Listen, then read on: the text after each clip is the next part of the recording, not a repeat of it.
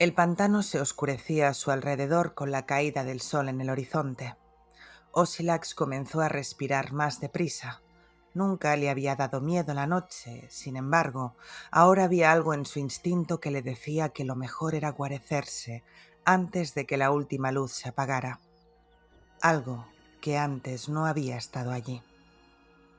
Los troncos enmohecidos de los árboles parecían alargarse, con sus ramas estrechas y extendidas como los dedos huesudos de un cadáver, y las raíces se asemejaban a culebras inquietas que oscilaban sus cuerpos engrosados sobre la superficie del agua.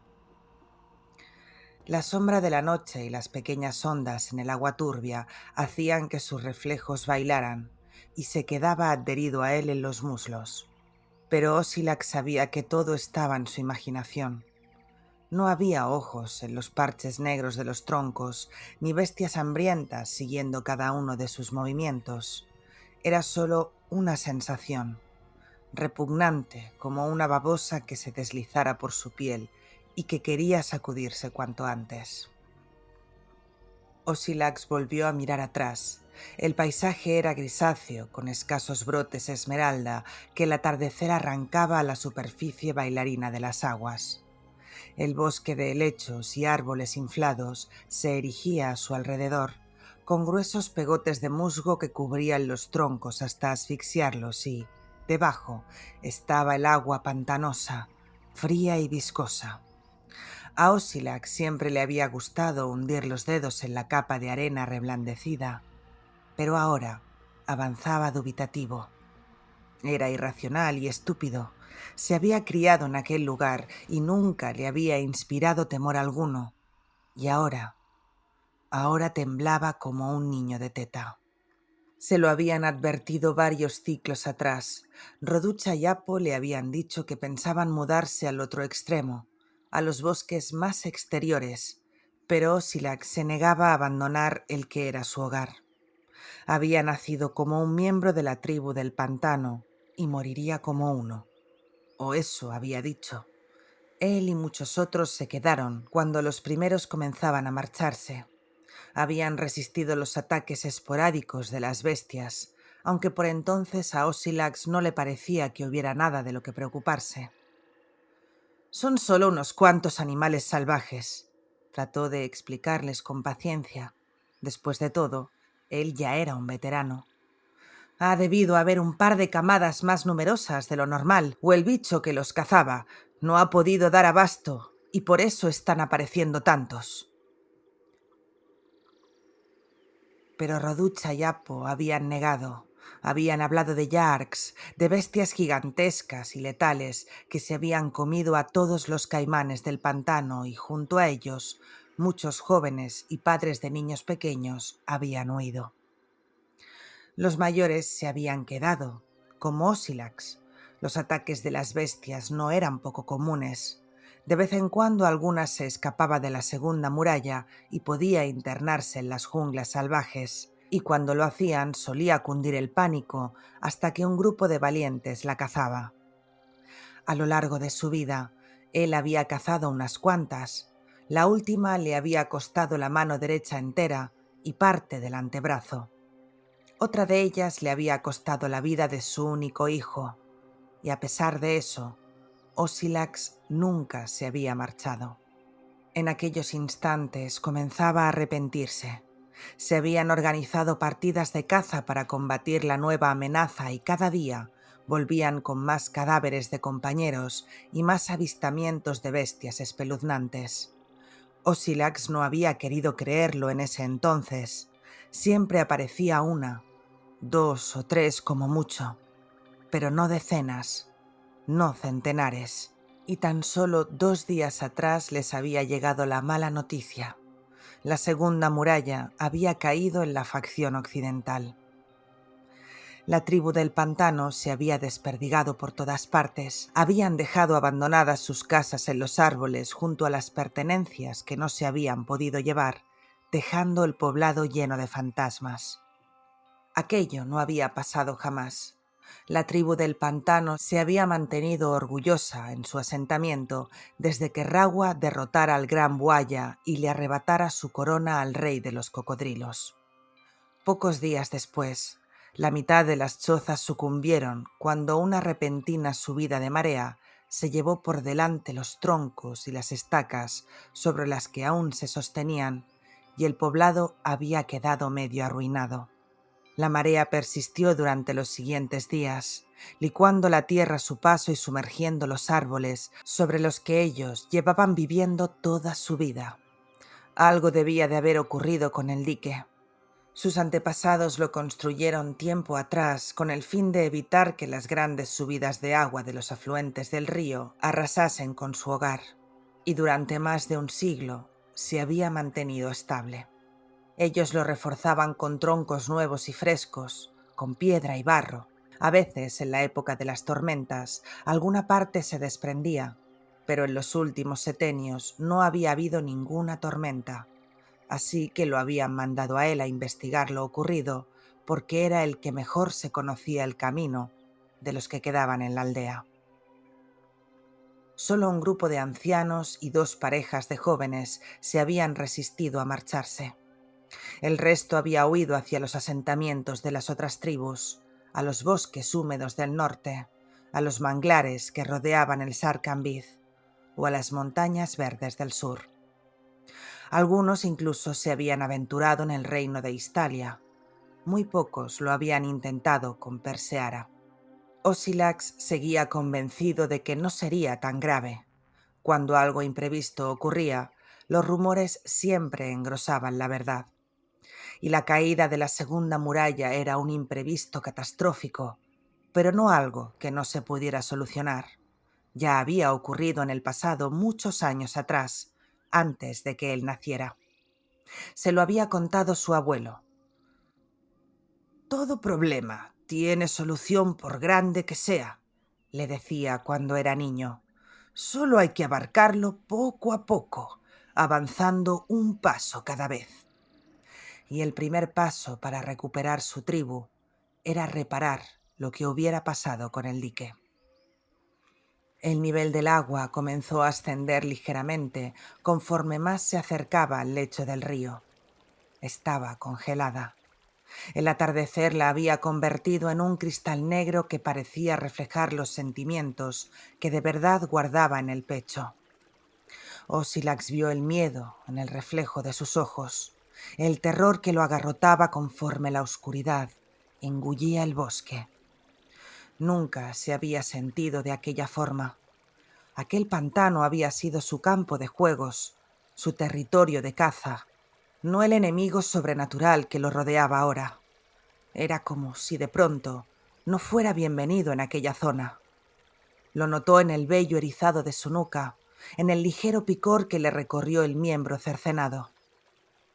Una corriente gélida y maliciosa le acarició las piernas sumergidas, pero él se negó a detenerse. Plantitas y raíces resbaladizas se le enganchaban en los tobillos, en los dedos de los pies. Pisaba piedrecitas y troncos hundidos y blandos. Pero por alguna razón, todo aquello le parecía ajeno, extraño. Había algo en el pantano, algo que antes no había estado allí. Osilax apretó con su única mano la vara con la que se ayudaba para caminar. En aquellos momentos le pareció demasiado endeble, y el cuchillo que usaba para cazar demasiado corto. «Hoy no vas a por ningún animal, solo a comprobar cómo está el dique», se dijo. Atravesó el tramo de los árboles derrumbados que lo llevaría cerca del embalse donde se alzaba el dique. El moho se había expandido por sus troncos como una enfermedad. Les había arrancado costras de corteza y de los huecos crecían hongos y setas, viciándose en los cadáveres abotargados que yacían tumbados a lo largo del camino, medio sumergidos como los cuerpos hinchados de los hombres ahogados. Lágrimas de savia brillante y reseca caían por los parches desnudos de los troncos como pústulas supurantes. El nivel del agua era más alto de lo normal. Algunos de los troncos que solían estar parcialmente hundidos ahora oscilaban por la fuerza de una corriente que no debería estar allí. Y entonces lo escuchó con claridad. El sonido del agua en movimiento. Subió por el entramado de maderos apilados, ayudándose con la vara para salir del agua. El peso de la ropa mojada lo empujaba hacia abajo y el agua fría le había agarrotado los músculos. Pero cuando por fin estuvo fuera, una brisa helada lo sacudió y Ossilac sintió como si cientos de cuchillas minúsculas hubieran atravesado su cuerpo. Aquello no era normal. Estaban a principios de verano. El agua estanca solía estar tibia y la humedad del pantano era cálida, hasta bochornosa, incluso en las noches. Pero el agua no estaba estanca. Fluía. El dique se había roto. Lo vio encaramado en lo alto de uno de los árboles más grandes. El gran dique era una construcción gigantesca de varias varas de altura, construido con troncos gruesos y piedras enormes. Lo habían reforzado con argamasa, cuerdas y arcilla roja la primavera anterior, y ahora todo había reventado, como si un monstruo colosal lo hubiera arrancado de un mordisco. Las maderas estaban astilladas y partidas por la mitad, las piedras resquebrajadas, la argamasa agrietada y protuberante, y una enorme tromba de agua caía en cascada hacia las aguas turbulentas de debajo, como un chorro de sangre negra. El espumillón resplandecía en el crepúsculo, como los chisporroteos de una hoguera blanca y verde. Y coronando la cima del dique destrozado, había 3 criaturas imponentes. Ossilac solo podía ver sus sombras, pero sabía que no se asemejaban a nada que hubiera visto antes. Eran grandes y deformes, y sus cuerpos estaban retorcidos, invadidos por la corrupción.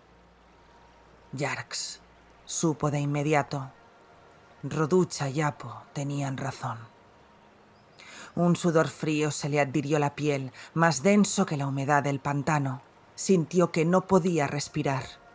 De pronto, una de las criaturas volteó la cabeza en su dirección y todos los ojos dispares se clavaron en él. Era un monstruo espantoso. Tenía la mandíbula alargada como la de un cocodrilo, llena de dientes filosos. La cabeza estaba cubierta de pelo y ojos, algunos negros y brillantes como el betún, otros lechosos. Tenía espinas y púas que sobresalían por toda su espalda y que le recubrían los brazos y la mitad de las piernas, y pinchos que componían una cresta de colores. Los pies estaban engarfiados como los de los reptiles y las 4 manos le terminaban en garras, clavadas en la roca rota. La criatura le sonrió. Ossilac se quedó paralizado en el sitio, incapaz de moverse. El corazón le latía en las orejas tan violento como un tambor de batalla. Debía salir de allí, huir, pero tenía la impresión de que si movía un solo músculo, aquel ser lo devoraría.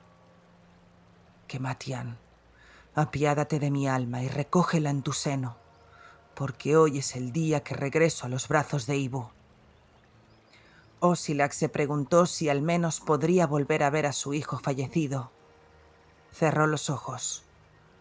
El rostro juvenil de Ormis se le apareció durante unos instantes, con una amplia sonrisa que siempre portaba de niño. Humano. Una voz gutural rompió el rumor de las aguas y se extendió por todo el embalse como una nube de podredumbre. Era grave y arrastrada, antinatural. Humano, acércate. Es una trampa. Si me acerco me comerán, se dijo con nerviosismo. Pero si no hago nada, vendrán aquí y me comerán de todas formas. Osilac se removió desde su lugar en lo alto del árbol, sintiéndose observado. Las dos criaturas lo estaban mirando también, y eran tan diferentes y aterradoras como la primera. La más grande de todas, la que le había hablado, estaba en medio, observándolo con dos pares de ojos rojos como la sangre recién derramada. Brillaban igual que las luces de una fogata en la imperante oscuridad. La tercera se relamió el pico carnoso con una lengua alargada y llena de verrugas. Alzó las manos para mostrar que iba desarmado. No sabía si había sido un error. Le temblaba todo el cuerpo. «Por favor», suplicó, «no me hagáis nada. Me marcharé y no volveré. Os lo suplico». El del pico carnoso se carcajeó. Tenía los brazos convertidos en garras afiladas, de las que salían plumas negras y grises. El resto de su piel estaba moteada con escamas verdosas. La criatura que le había hablado entrecerró sus ojos rojos. «Acércate», repitió. Su voz parecía salida del eco de una cueva. Osilac no quería moverse, pero su cuerpo comenzó a avanzar solo, como si tiraran de él con cuerdas. El terror lo engulló cuando sus pies tocaron el suelo húmedo y resbaladizo, y fue el encuentro de los 3 Yarks. Iba a morir.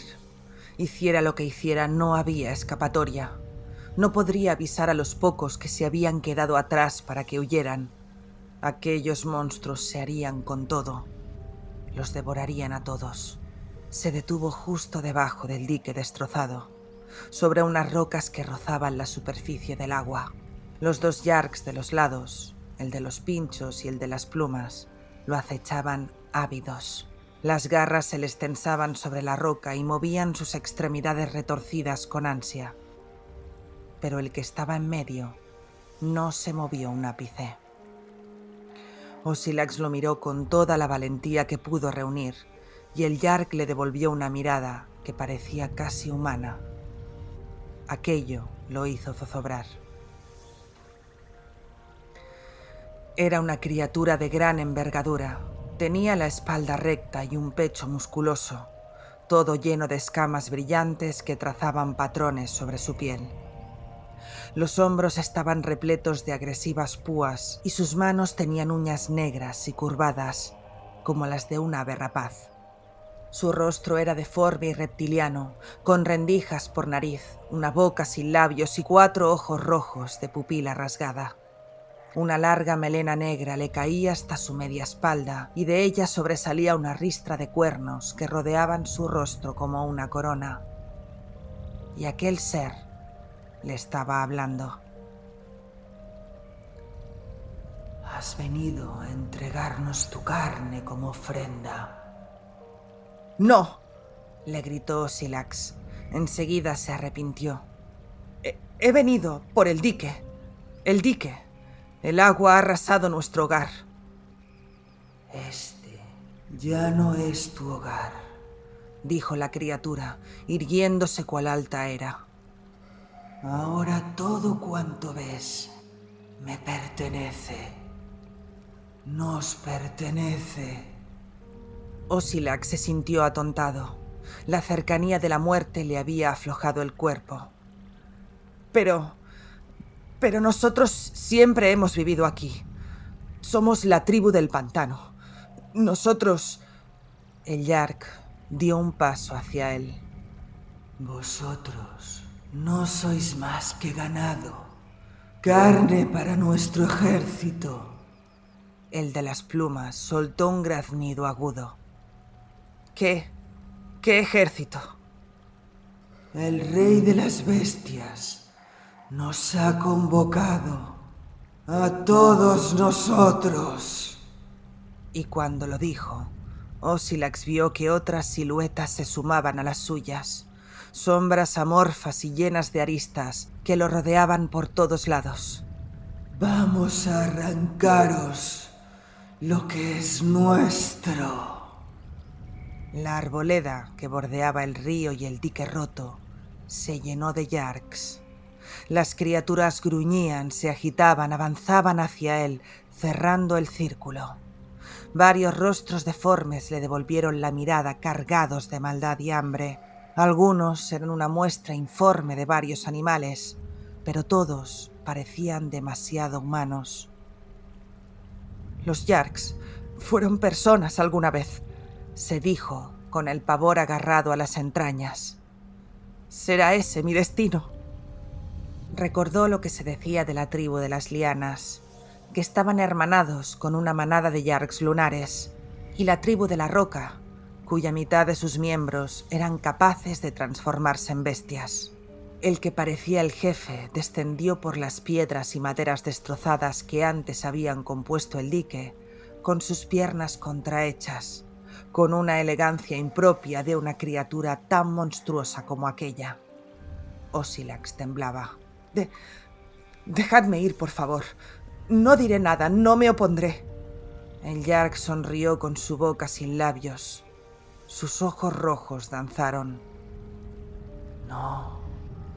No te opondrás, como tus otros hermanos. Ozylax miró a su alrededor sin comprender, a las criaturas que habían llenado la arboleda. Sus caras se perfilaban con las sombras de la noche. La luna les arrancaba destellos grotescos y dibujaba facciones que él no quería reconocer.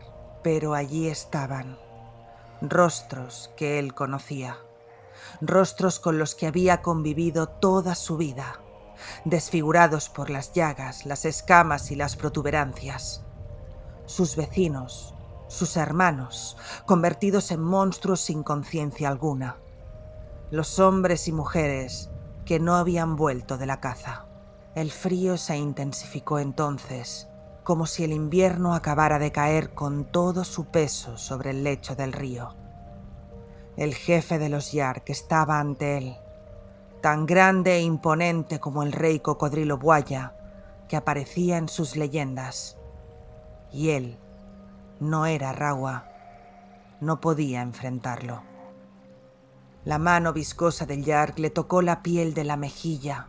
Era áspera y húmeda a la vez, y Ozylax quiso alzar su mano buena, golpearlo con la vara o clavarle el puñal que llevaba a la espalda, lo que fuera.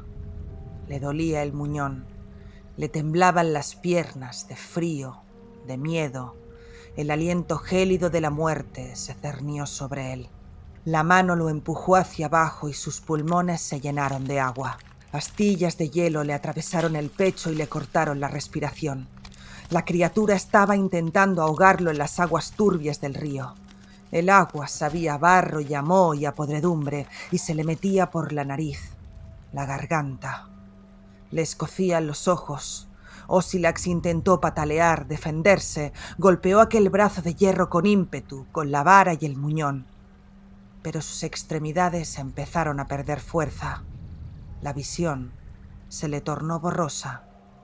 No podía respirar. El pecho le apretaba. Todo lo que podía escuchar era el latido desbocado de su corazón, tan acelerado que parecía que fuera a explotar. Las aguas se oscurecieron a su alrededor. La figura borrosa del Yark se tiñó con una neblina gris y se transformó en humo. Desapareció. Sus manos dejaron de moverse. Su cuerpo se hundió en la corriente fría.